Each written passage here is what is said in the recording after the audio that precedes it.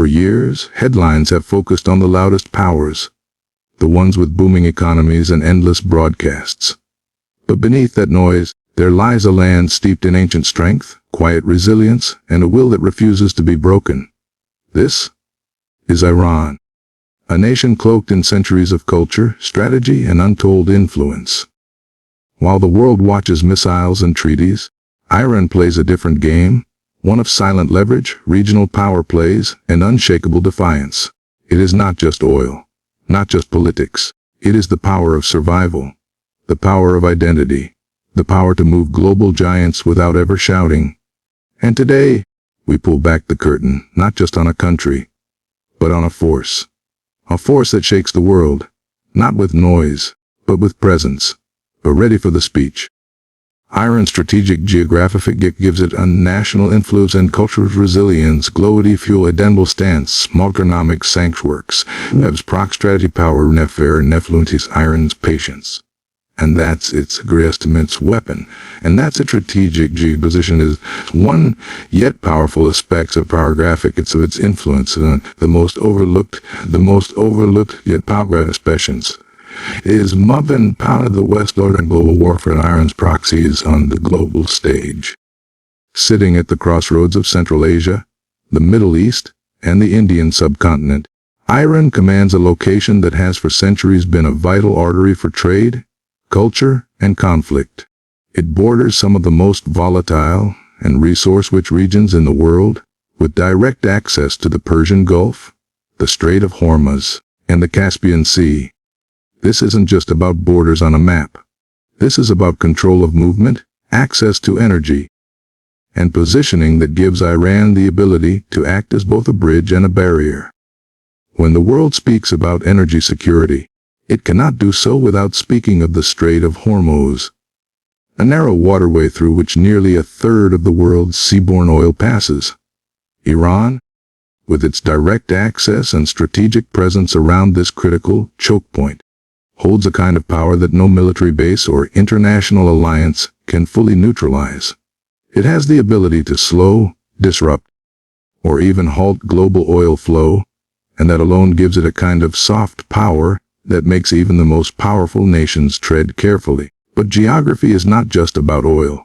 Iran also shares long land borders with Iraq, Turkey, Afghanistan, Pakistan, Armenia, Turkmenistan, and Azerbaijan. These neighbors represent a mix of conflict zones, unstable governments, and emerging powers, all of which are vulnerable to Iran's political reach and strategic ambitions. This proximity allows Iran to extend its influence through diplomacy, trade, or, when necessary, direct or proxy military engagement. It doesn't need to stretch its military across oceans, because the issues that shape the future of the region are already within arm's reach. In addition, its location has made it a natural gatekeeper of east-west connectivity. As global powers like China seek land-based trade routes through the Belt and Road Initiative, Iran becomes an indispensable transit point. This gives Tehran more than leverage. It gives it relevance in conversations far beyond the Middle East. This geographic leverage is also amplified by Iran's mountainous terrain and vast deserts, which make it difficult for foreign armies to launch a successful invasion. History has shown that occupying Iran is no simple feat. The terrain acts as a natural defense mechanism, preserving its sovereignty even under the weight of external pressure. From the failed invasions of history to the caution of modern military planners, Iran's geography imposes a cost of action that few are willing to pay. So while other nations flex their muscles with aircraft carriers and satellites, Iran quietly stands where it always has, routed, immovable, and in control of a space the world cannot ignore. Its power is not just in what it has, but in where it is, and in the ways it uses that ground to shape the world above it. Iran's power doesn't just come from its borders, resources, or alliances. It comes from something far deeper, its cultural resilience, and the fierce pride rooted in its national identity. This is a country that has been invaded, sanctioned, isolated, and constantly portrayed as a threat, yet has never lost its sense of self. Through centuries of empires rising and falling, through wars and revolutions, Iran has held on to a cultural core that is both ancient and unbreakable. That resilience doesn't just help Iran survive. It helps it influence. Because a country that knows who it is can't be easily manipulated. A nation that holds tight to its identity can't be erased or controlled by outside forces. Iran is not a young or uncertain nation. It is the heir of the Persian Empire, one of the oldest continuous civilizations in the world. Its literature, poetry, music, architecture, and philosophy are known across generations and continents. This depth of culture instills a sense of pride in the Iranian people that no economic hardship or political pressure can undo. Sanctions can hurt an economy, but they cannot crush a culture that has survived for thousands of years. That kind of cultural memory creates a sense of unity and purpose. It becomes a source of strength that allows people to endure sacrifices and still believe in something larger than the moment. Even during times of internal struggle, when the country is torn between reform and conservatism, the bond to Iranian identity remains. It's visible in the way families preserve traditions. It's heard in the poetry of Hafez, still recited from memory, and in the Nowruz celebrations that mark not just a new year, but a declaration that the soul of the country remains alive. This identity is not about politics. It's about belonging to a legacy that stretches back millennia, and knowing that your place in that story cannot be denied. That pride translates into a global voice. Iranians in the diaspora carry their culture with them, often becoming powerful advocates and storytellers who challenge the world's perception of their homeland. The government, too, uses cultural diplomacy, through cinema, literature, sports, and historical references, to project Iran as a nation with depth and dignity, not just defiance. While many countries export their influence, weapons, and money, Iran exports identity.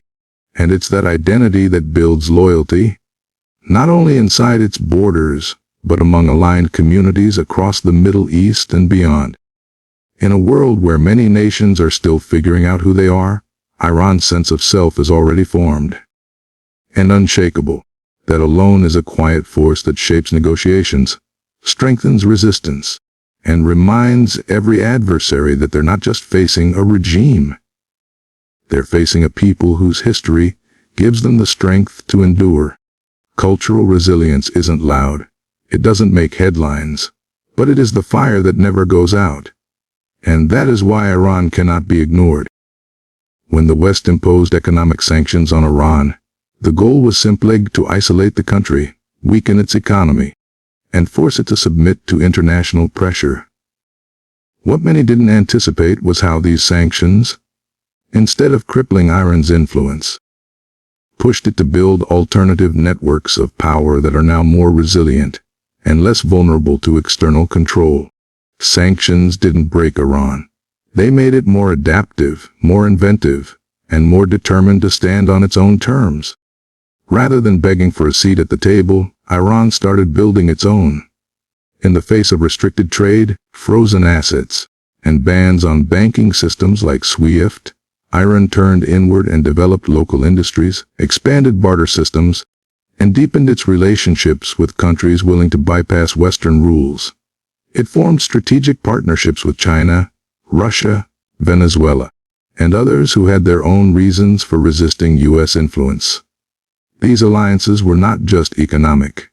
They became political and military as well, creating a parallel system of cooperation that operates outside of Western frameworks. Iran began selling oil through indirect channels, using front companies, third-party brokers, and regional exchanges. It learned to move around sanctions instead of through them. Domestically, the government invested in self-reliance. Iran's scientific and technological sectors, especially in energy and military development, grew under pressure. Sanctions forced the country to innovate instead of import. From drones to missile systems to nuclear technology, much of Iran's progress came not despite isolation but because of it. It's a paradox that few foresaw. The harder Iran was pushed into a corner, the more capable it became of defending that corner. Necessity turned into opportunity, and scarcity became a source of ingenuity. At the same time, sanctions gave Iran a powerful narrative tool. The government was able to rally national pride around resistance to foreign pressure, painting the country as a victim of injustice and a symbol of sovereignty. This narrative resonated not just within Iran, but across regions that share a deep skepticism of Western dominance. It allowed Iran to position itself as a leader among nations who feel left out of global decision-making, turning economic suffering into a badge of honor. These alternative power networks also include Iran's expansion of soft influence and shadow economies. From smuggling routes to cryptocurrency innovation, Iran found new ways to move resources, fund allies, and maintain influence. These unofficial channels operate in the shadows, but their impact is very real.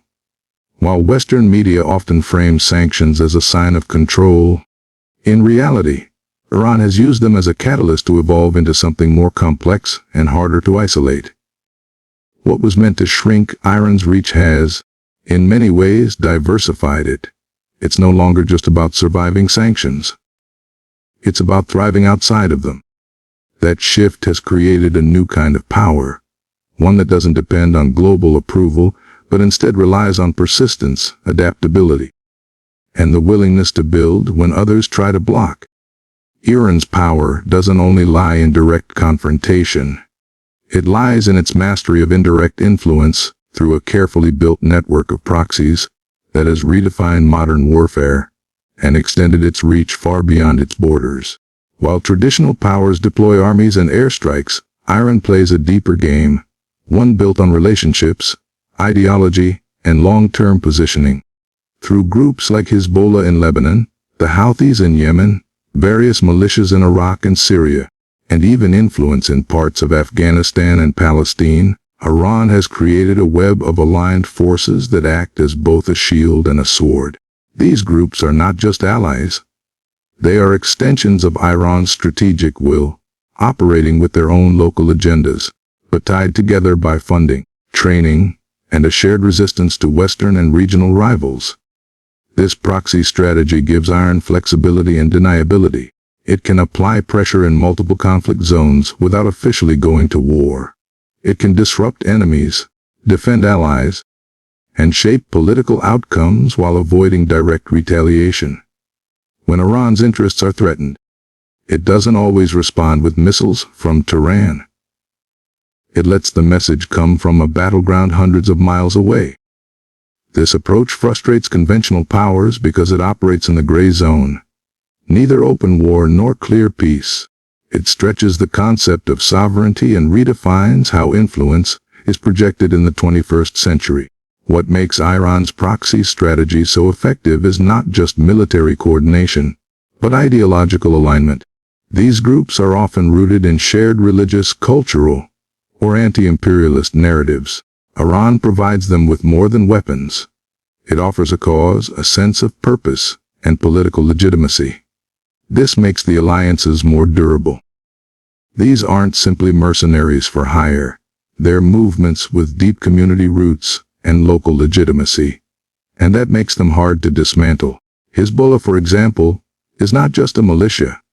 It's a political party, a social services provider, and a national symbol in parts of Lebanon.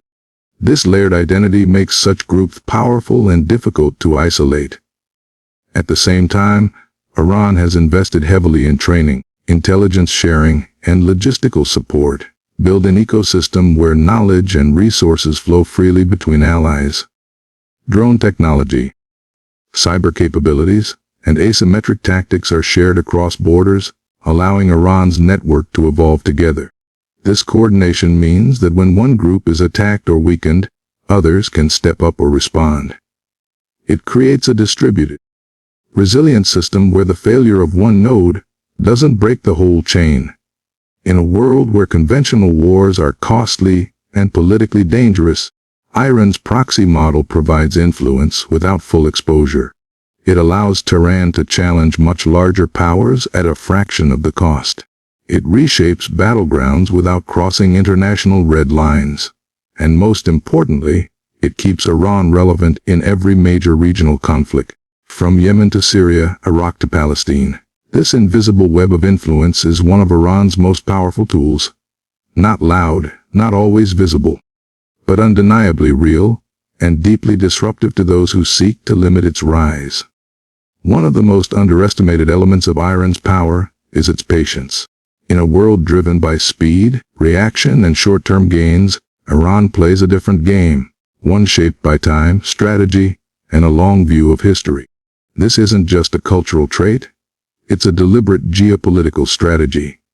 While rival nations chase quick victories or short-term influence, Iran invests in slow, steady moves that often take years, sometimes decades, to bear fruit. And that's what makes it dangerous to underestimate. Iran is not looking for instant headlines. It's laying the groundwork for future realities that others don't see coming until they arrive fully formed. The West, particularly the United States, often operates on political cycles. 4-year terms, shifting leadership, and the constant pressure to produce fast results. Iran, by contrast, is willing to absorb pressure, weather isolation, and move incrementally if it means achieving a larger goal over time. That patience shows up in its nuclear negotiations, where it has mastered the rhythm of diplomacy. Pushing forward, pulling back. Waiting out changes in global leadership, and returning to the table with a stronger position. It also shows up in the way it handles regional conflicts. Not rushing in, but gradually building influence through networks, ideology, and trust. This kind of strategic patience unnerves of Iran's adversaries. It means that pressure doesn't always lead to submission. Sanctions don't always lead to collapse. Military threats don't always provoke the desired reaction. Iran absorbs the blow, adapts quietly, and continues its path forward. This calm defiance becomes a form of power. It sends a signal that Iran won't be baited into rash decisions or emotional responses. Instead, it uses time as a weapon, wearing down opponents, watching their alliances weaken, and waiting for their mistakes. This patience is also tied to a deep sense of historical continuity. Iran sees itself not just as a modern state but as a continuation of a great civilization. Its leaders often speak in terms of centuries, not decades. They know that empires come and go, and they believe their endurance gives them the upper hand in the long run. They are willing to take temporary losses, endure economic hardship, and navigate political turbulence because they believe the arc of time bends in their favor. It's not passivity. It's strategy.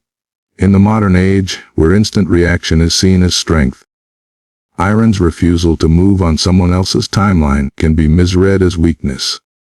But in truth, it's one of the most disciplined forms of resistance. This is why the West struggles to predict or control Iran. You can't beat someone who isn't rushing. You can't outmaneuver a player who sees the whole board. Iran doesn't just play the game, it shapes it slowly, patiently, relentlessly. And that quiet, calculated persistence might just be the most powerful weapon it has.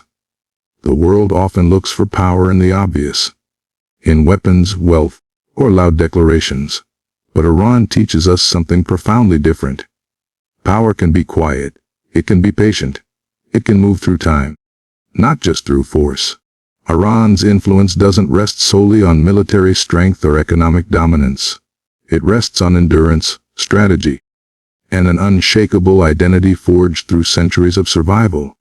From its unmatched geographic position to the cultural depth that shapes every decision, from its ability to adapt under pressure to the reach of its proxy networks, and above all, its unwavering patience, Iran has become a force not by demanding attention, but by earning presence. This is not just a story of a nation. It is a reflection of how the world is changing. The old rules of power no longer apply the way they once did. Influence today belongs to those who endure, those who think beyond the moment, and those who shape outcomes through resilience rather than reaction. Iran is not shaking the world by accident. It is doing so by design. So as global powers continue to clash, compete, and calculate, one truth stands firm: you may challenge Iran, you may pressure it, you may isolate it, but you cannot ignore it, because in the silence of strategy and the strength of survival, Iran has carved out a space where hidden power becomes undeniable. And the world, whether ready or not, must reckon with it.